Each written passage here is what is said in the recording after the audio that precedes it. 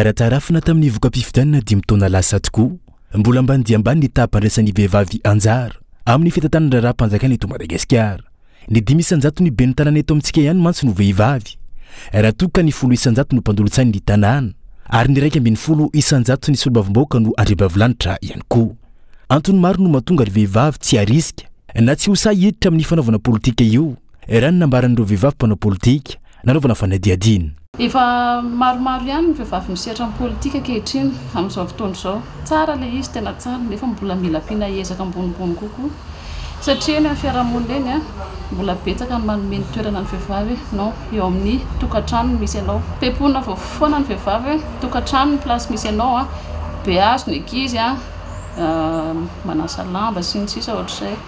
Nefa tokony mihoatra, efa tokony miala an'izay toe-tsaina izay tsika. Izany hoe izay zavatra azontsika ioarana izay azontsika hoe avela. Matetika izany tsika tena mibahana indrindra ao anatin'ilay resaka vehivavy eo amin'ny resaka culture, fomba tany sy ny sisa ohatr'izay. Amin'ny sehatra hafa ihany ny vehivavy ataonao hoe mifanohana, fa hoe amin'ny sehatra politika indraindray misy ny ankavitsiany ho hafa tsy ny maro, tsy dia mifanohana loatra ny vehivavy. Dia izay ilay antony hoe manova tsikelikely an'izay toe-tsaina izay. Ny fahavalo voalohan'ny vehivavy dia ny vehivavy ihany. Vehivavy amin'ny resaka eto. Ny lehilahy kory tsy dia tena hoe fahavalon'ny vehivavy, fa ny lehilahy mbola manampy kokoa ny vehivavy noho ny vehivavy. Antony mahatonga ny fahavitsian'ny vehivavy miantsehatra amin'ny tontolo politika ihany koa ny fahefa-mividy noho ny antotabola tsy maintsy aloha rehefa irotsaka ho fidiana izay. Amin'ny ankapobeny, somary mareo farabola ny vehivavy raha mitana amin'ny lehilahy.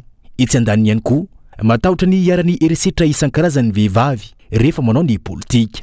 Mbola maro amin'ireo vehivavy ihany koa no tsy ampy ny fahatokisantena ary tsy mahafantatra ny tena andraikitra miandry azy na eo aza ny faniriana ny andray anjara ao anatin'ny fiainam-pirenena amin'ny ankapobeny.